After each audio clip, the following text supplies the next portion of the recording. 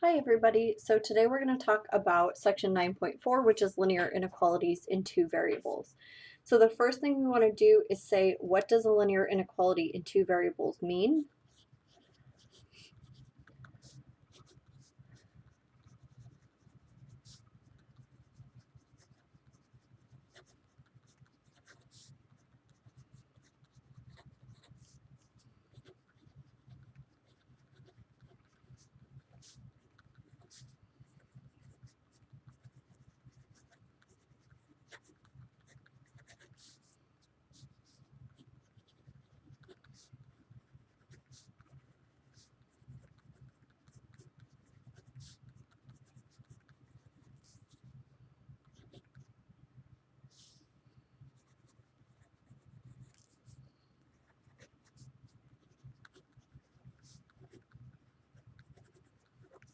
Okay, so we're going to have several forms here just because of the inequality symbols.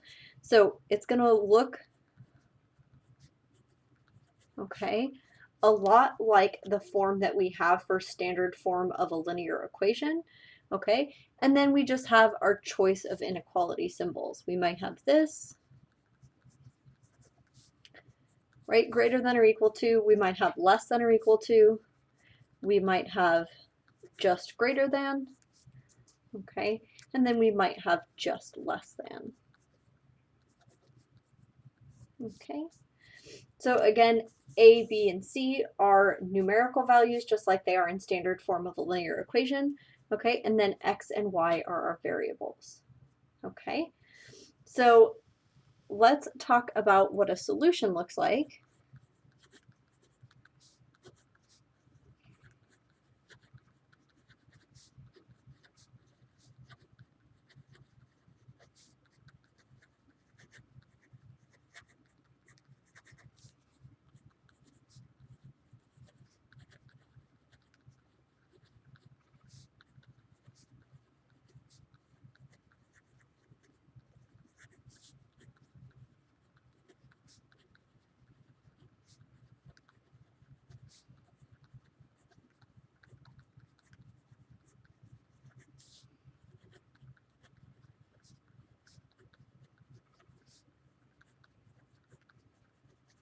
Okay, so the solutions to these linear inequalities with two variables are also going to be ordered pairs, just like the solutions to linear equations. Okay, and it's still going to be something that when you substitute it gives a true statement, right? That's what it means to be a solution in general, okay? And then for these linear inequalities in two variables, I'm sorry, I put one, I meant two variables, okay, will be an ordered pair X and Y. Okay, now let's talk about something that's specific to linear inequalities versus just linear equations. Okay.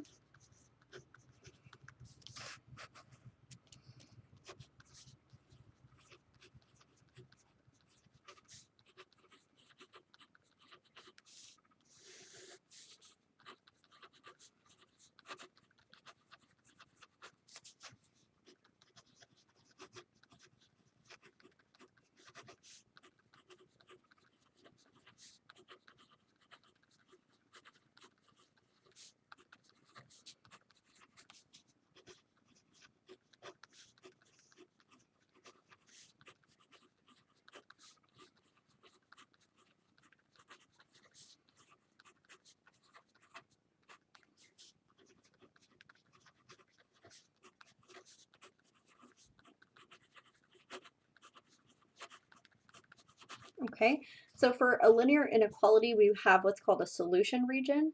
Okay, and this is the part of the xy plane, right, the xy plane that we graph on, that contains all of the solutions to that inequality.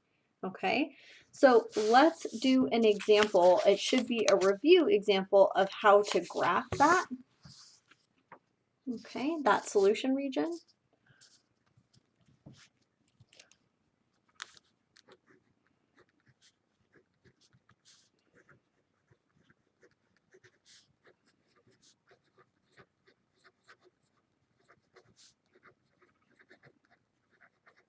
Okay, so we're going to graph the solution region for a bunch of different linear inequalities. Okay.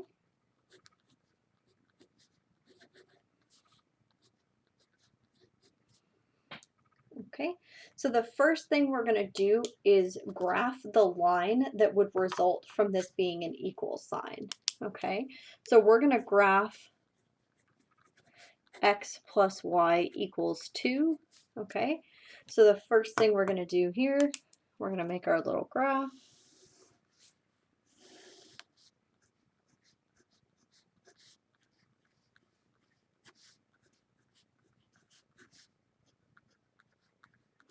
Okay, and you can graph this equation using whatever method you want. I'm going to use the intercept method. So I would have my intercepts 0, 2 and 2, 0. Okay, so 0, 2 and 2, 0, and I'm going to connect them with a line.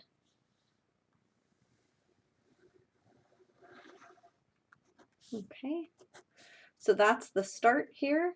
Okay, and then I'm going to test a point. Okay, now the reason I'm testing a point is because either the solutions are all on this side, this half of the plane, or they're all on this side, this half of the plane. Okay, and I need to test a point to decide where it is. So you can test any point that's not on this line. If you test a point on the line, it won't give you information about which side to shade. Okay, so I'm going to go ahead and test the easiest point, which is 0, 0. Okay, and whenever you test a point, you're testing it in the original inequality. Okay, so I have x plus y is greater than or equal to 2, right? Well, this is false. Okay, so what that means is that this point is not a solution. So it can't be this part over here that contains the solutions. It has to be the other part.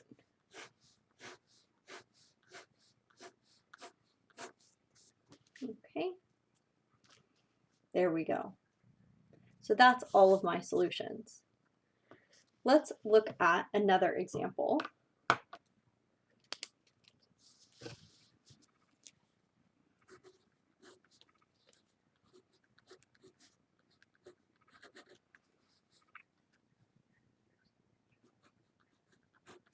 Okay, so again, I'm going to go ahead and use the intercept method to graph. So this would be 0, 4, and if I plug in 0 for y, I'll get 2, 0. Okay, so let me draw my graph. In the previous example, the part that's shaded is the solution region. Okay, and you can see that when you only have one line, it is a half plane like it says in the definition. Okay, so I'm going to mark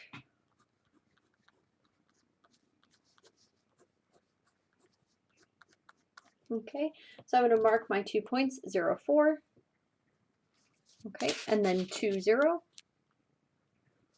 okay, and I'm going to connect them with a line. Okay, and then again, I have these two options to shade, so I'm going to test a point. Okay, and you can test any point you want that isn't on this line. Okay, I often choose the origin because it's easy to test. Okay, so I'm testing in the original inequality.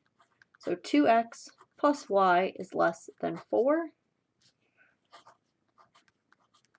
Okay, this is true, which means this is a solution.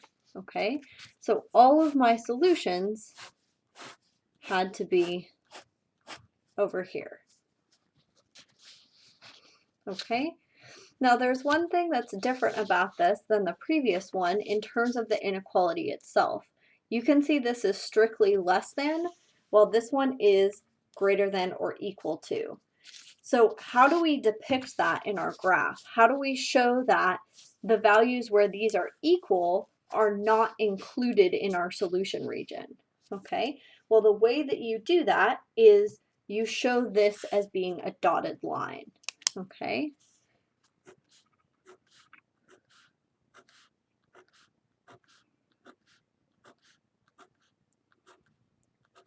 Okay. So this is for, okay, so the dotted line, okay, is because it's less than and not less than or equal to. Okay, so the dotted line shows that this line is not part of the solution region. Okay, all right. So what we're going to look at now, hopefully that was review for you guys, is an example of a system of linear inequalities. Okay, so here we have our system, right, where we have these three linear inequalities. Okay, so part A says to graph the solution region. Okay, so the first thing I'm going to do is just graph each one of these. Okay, so here I can use my intercept method again. So I would have 0, 4, okay, or if I plug in 0 for y, I'll have 6. Okay, so I'm going to use those to graph my first inequality.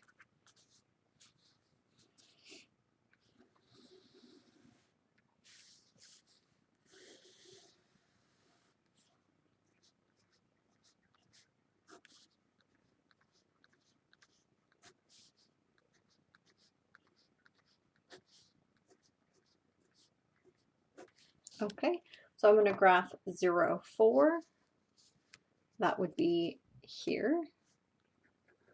And then 6, 0, and that would be here. Okay, and I'm going to graph those, right? Connect them with a line. Oops. There we go. Okay.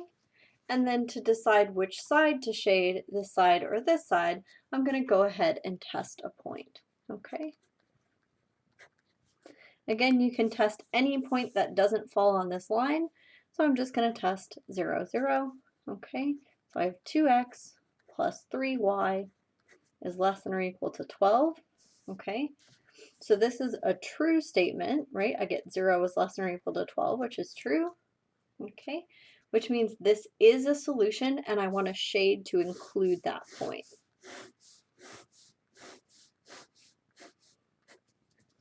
Okay. And I should have a solid line here, right? Because this is less than or equal to. So this line is included in the solution region. Okay. So then y is greater than or equal to 2. So remember, y equals 2 is a horizontal line. Okay, so that's going to look like this.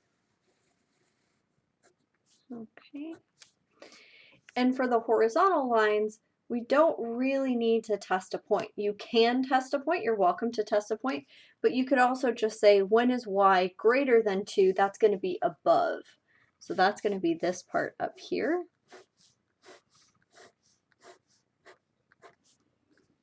Okay, and then our last one says x is less than or equal to 0.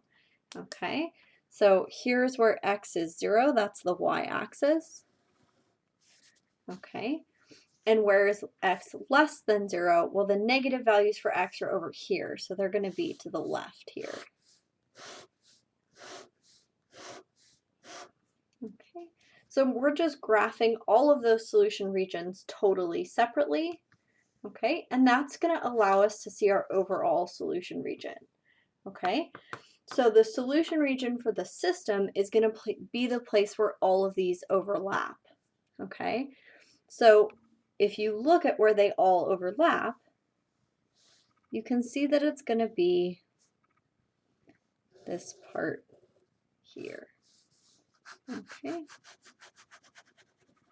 that's where it overlaps. Okay, that's where all of the solution regions overlap, right? It should be shaded blue and green and orange. So the only place where that's happening is this area here. Okay. All right. So let's look at part B. Part B says give an example of a solution. Okay, so we're going to look in the solution region and we're just going to pick any point in here and give that as our example. So maybe we want to pick this point. Okay, so that would be -3, +3. Okay, so our example of a solution would be -3, 3. Okay, but you could pick any point in this region.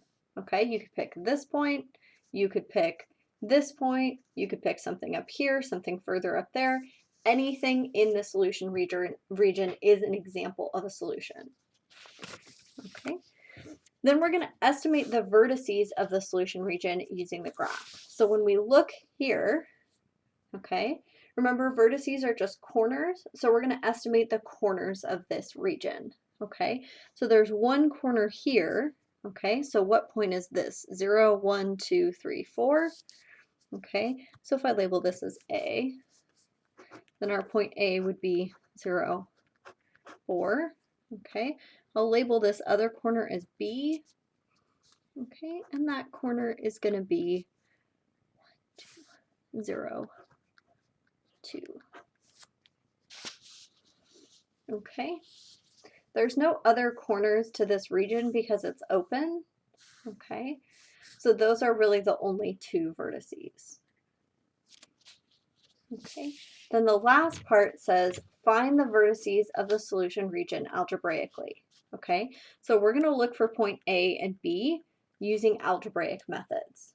Okay, so if we look at point A, it's the intersection of this slanted line, which was 2x plus 3y equals 12. Okay, and of this vertical line, x equals 0. Okay. Now we're going to use our algebraic skills to solve this system of equations. Okay, so I'm going to substitute in x equals 0.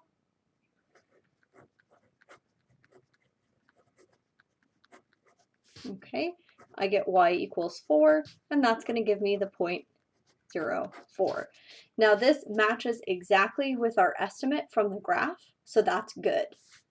Okay, and we're going to do the same thing for point B. So if you look at point B here, okay, this is the intersection of this horizontal line, which is y equals 2, okay, with this vertical line, which is x equals 0. Okay, now this is already giving you a point, 0, 2, okay, and you can see that that aligns with what we saw from estimating that vertex. Okay. All right, let's see another example like that. Okay, so here we have this system, and we're going to graph the solution region. Okay, so let's make a graph.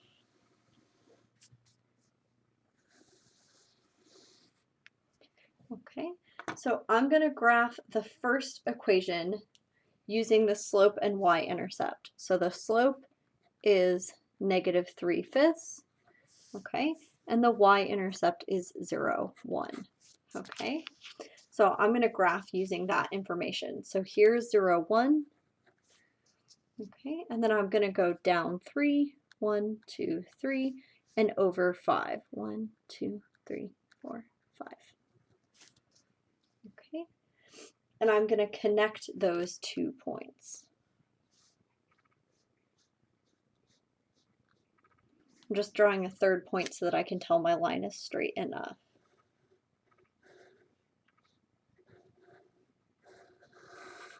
There we go.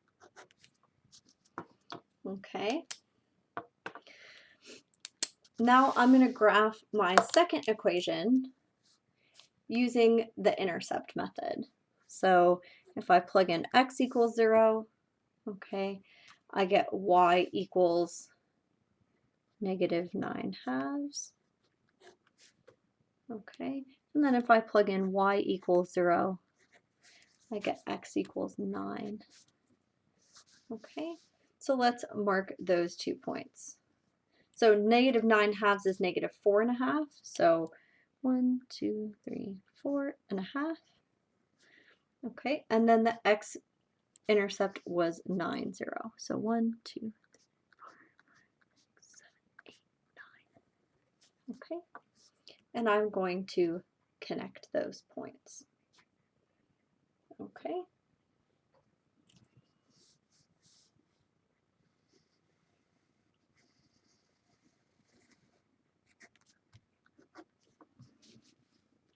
All right.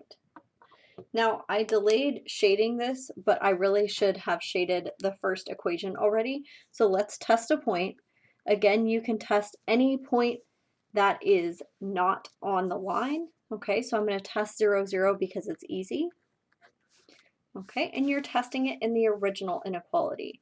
So I get 0 is less than or equal to negative 3/5 times 0 plus 1. Okay, so I get 0 is less than or equal to 1, which is true. Okay, so this is a solution, which means the solutions are over here. Okay, then I'm going to do the same thing for the other equation. Okay, so I'm going to test 0, 0.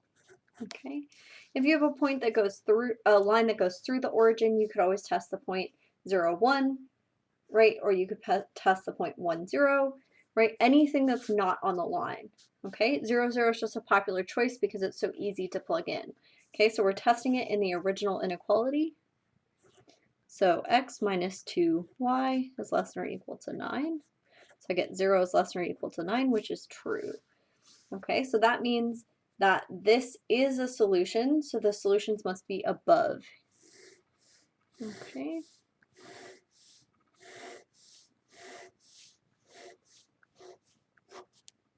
Okay, so far we can see that our solutions are going to be in here. Okay, so let's look at the other two solutions. Okay, so I have x is less than or equal, or x is greater than or equal to negative 2. Okay, so if x is greater than negative 2, here's where x is equal to negative 2.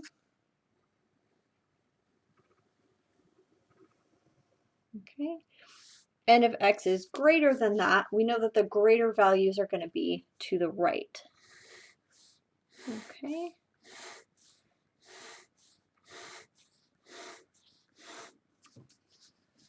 All right. And then the last one, y is less than 1. Okay.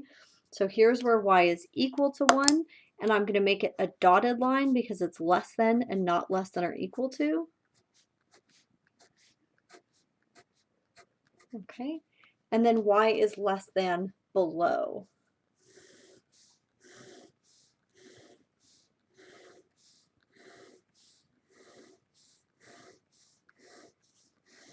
Okay, so as you can see, this is a little hectic. It's a little harder to see where they all intersect, okay? But you just have to remember what you're looking for, okay? So we know it's between these two lines, okay? Has to be below this dotted line and to the right of this orange line.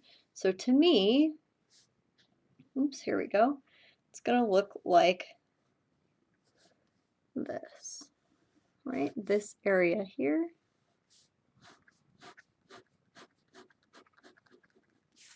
Okay, stops at the dotted line, goes along this orange line, and then is between the two diagonal lines. Okay. So the next part says give an example of a solution. So again, we're just going to pick anything in the solution region. For example, you could pick the origin 0, 0. You could pick this point here. You could pick this point over here. You could pick their intersection. You could pick this point. You cannot pick anything on this line because the green line is not full of solutions. Okay, so maybe let's just pick this point here. Okay, so this would be 0, negative 2. Okay, and that's an example of a solution. There's an infinite number of choices, but they're all in this area. Okay.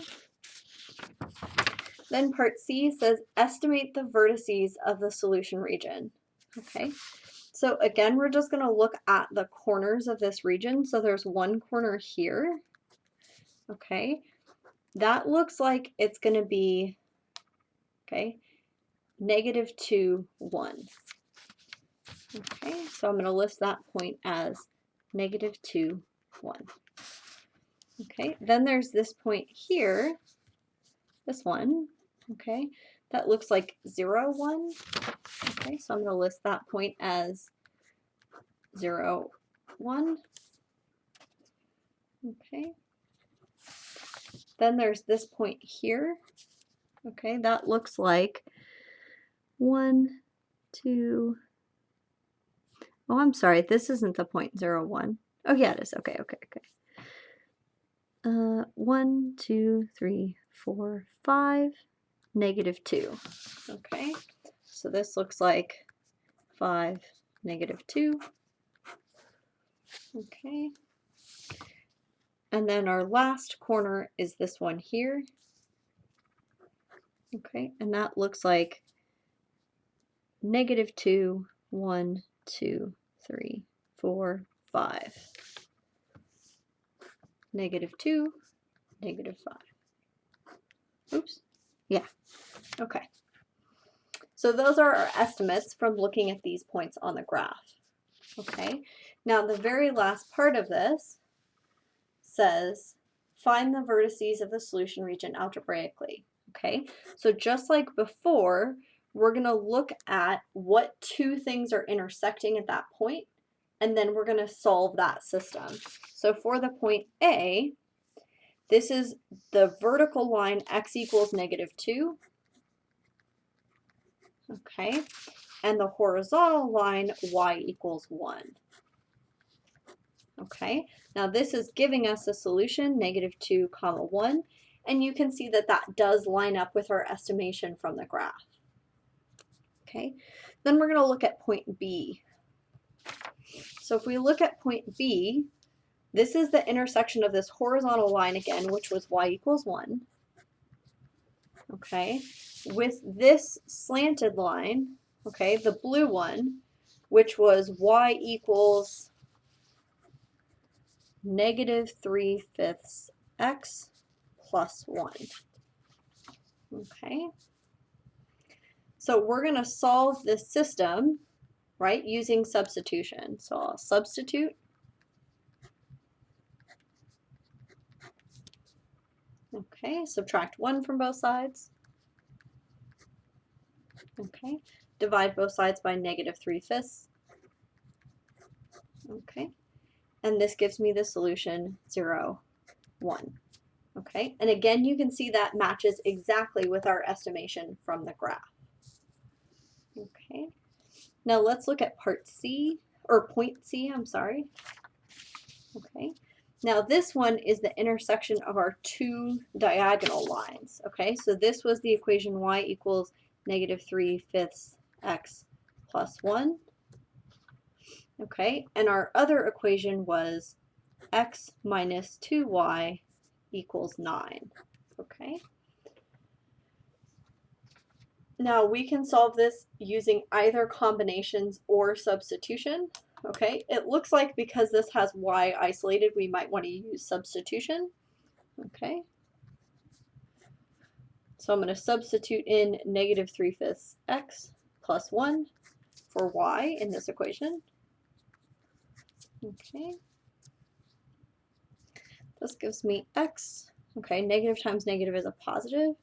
6/5 x minus 2 equals 9. Okay. Now I'm going to add 2 to both sides, and I'm going to combine these like terms. So 1, which is 5/5, plus 6/5 is 11/5.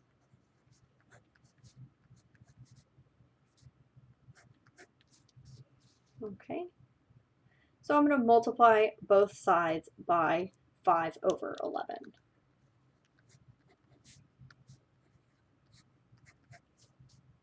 Okay, so here they're going to cancel. I just get x. Here this will cancel with this, and I just get 5. Okay, so my x value is 5. So y equals -3/5 x plus 1. Okay, So this is going to give me -3 plus 1, which is -2. Okay, and my solution would be 5, -2. And again, that's exactly what we estimated that point to be from looking at the graph. Okay, so you should see that these are matching up pretty closely to your estimate, especially if you were careful about doing your graph on graph paper. Okay, and then let's look at our last one. This point D is the intersection of this vertical line, which is x equals -2, okay, with our red diagonal line, right, which is the second one, x minus 2y equals 9. Okay, so I'm going to solve using substitution. Okay, so I'm going to add 2 to both sides, and then divide both sides by -2. Okay, so this would give me the point -2, -11/2. Okay, now if you compare this to our guess, okay, we had originally guessed that the point D was -2, -5, and you can see that it is exactly -2, -11/2, okay, which is -5.5. Okay, so we had some error from estimating off the graph, and you can see that algebraically you're going to get a much more exact answer. Okay, all the other ones we were totally correct, which is great, but you can see maybe it makes sense that this one was slightly below this, and it turns out it should have been exactly halfway between -5 and -6. Okay, all right.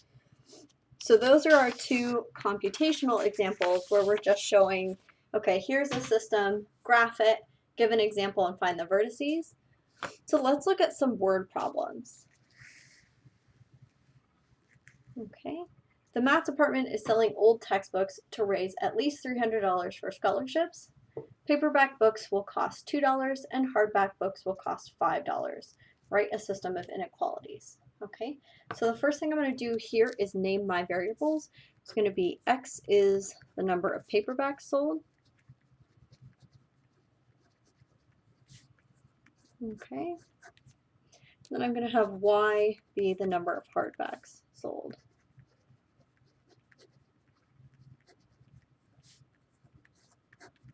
Okay, now the first inequality is going to come from here. They want to raise at least $300. Okay, so the money that they raise from the paperbacks is going to be $2 per book times the number of books. Okay, then from the hardback books, it would be $5 per book times the number of books. Right, so the total or the sum of these two should be at least, right, or greater than or equal to $300. Okay, so that's our first inequality, and this is about the amount of money that they're raising, right? So the total amount of money that they're raising should be greater than or equal to $300. Okay, now this isn't a system right now, it's just a single inequality. And if you read further through the question, you'll see that it's not really hinting at any other inequalities. Okay, give you a second to look through. There's no other hints in here. Okay, the other two inequalities here are going to come from what we know about real life. Okay, now when you're selling books, you can't sell a negative number of books, right? So you have to sell greater than or equal to 0 books. And the same thing with the hardback books. You have to sell greater than or equal to 0. Right? So this restriction is coming from the question. This restriction is coming from what you know about selling books, right? You can't sell a negative number of books, so you have to sell either no books or more than that. Okay, and this gives us our system of 3 inequalities. All right, this is a really common theme, right? That you would have some simple bounds constructed by what you know is true, right? Time has to be greater than 0, or a distance has to be greater than 0, something like that. Okay. Let's look at our next word problem. Oh, we don't need to graph this because all the question said was write a system of inequalities. So once we've done that, then we're done. Okay, so next question. As part of a remodeling project, a restaurant owner will be installing new booths that seat 4 and tables that seat 6. He wants at least 2 booths and 1 table. The overall seating must not exceed 120 people. Write a system of inequalities, graph the solution region, and give 2 examples of solutions. Okay, so we're going to start by looking at this equation. The overall seating must not exceed 120 people. Okay, so the first thing we're going to do is set up our variable. Okay, so we'll have x be the number of booths. Okay, and we'll let y be the number, the number of tables. Okay, so the number of people sitting at booths is going to be the number of booths, right, times the people sitting at each booth, which is 4. So this is how many people are sat at a booth, right? 4 people per booth times the number of booths. And we'll do the same thing with the table. There's 6 people per table times the number of tables. So 6y, that's the total number of people sitting at tables, okay? So the total, or the sum of these two, right, must not exceed 120 people, right? So this has to be less than or equal to 120 people. Okay. So let's look at where the other 2 equations could come from. Okay. So it says at least 2 booths. Okay. So the number of booths has to be at least 2. Okay. Then we're going to look at the number of tables. Okay. It says at least 1 table. Okay. So the number of tables has to be at least 1. Okay. So here's our system of 3 inequalities. This is describing the maximum occupancy, right? And this says he wants at least 2 booths and at least 1 table. Okay. So that satisfies the first part of the question, which is write a system of inequalities. Now it says graph the solution region. Okay. So for the first equation, okay, let's look at what our intercepts are going to be. Okay, so if we have this to be 0, y would be 20. Okay, and if you set y to 0, then x would be 30. Okay, so when I do my graph, I'm going to go ahead and go by 5s, okay, just so that I have enough space. Okay, so 5, 10, 15, 20, 5, 10, 15, 20, okay, 25, 30. All right, so we'll mark our 2 points, 0, 20, okay, and then 30, 0. Okay, and then I'm going to connect them with a line. Okay, now I had x is greater than or equal to 2. Okay, so here's where x is equal to 2. Okay, and then if x, oh, we didn't test a point. Okay, so we'll test a point. Okay, and again, you can test anything that isn't on this line, so I'm just going to test 0, 0. Okay, so I have 4x plus 6y y is less than or equal to 120. Okay, which is true. Okay, so that means my solutions are going to be this direction. Okay. Then here's where x is equal to 2. So if we want x to be greater than 2, we know that that's to the right. Okay.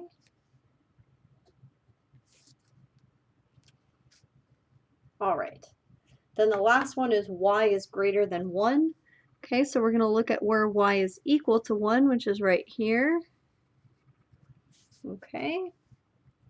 And if y is greater than 1, we know that that's above the line. Okay, so again, for these horizontal and vertical ones, you don't really need to test a point because you know that greater than goes to the right or above, and less than goes to the left or below. Okay, so if you're looking at where these intersect, right, it's got to be below, to the right, and above. So that's going to be this triangle here. Okay, so the last part says give 2 examples of solutions. So we're going to pick any points in here. So let's pick this point here, which is 10, 5. Okay.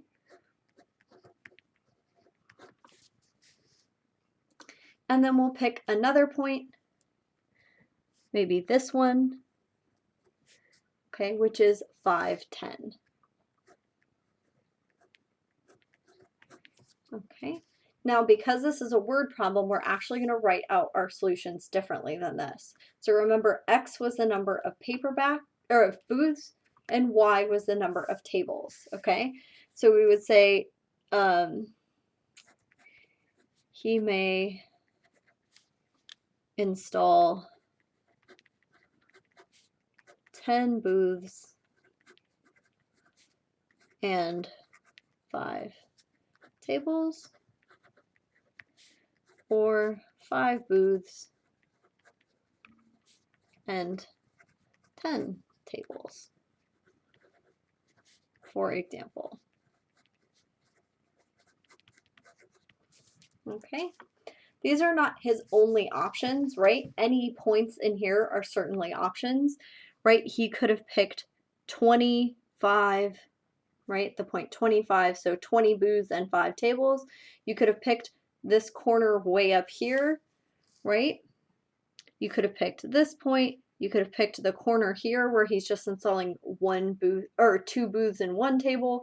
Anything in between here. Okay, so I just picked 2 points that are easy to see and gave those 2 as my examples. Okay, all right. Let me know if you guys have any questions, and I will see you guys soon.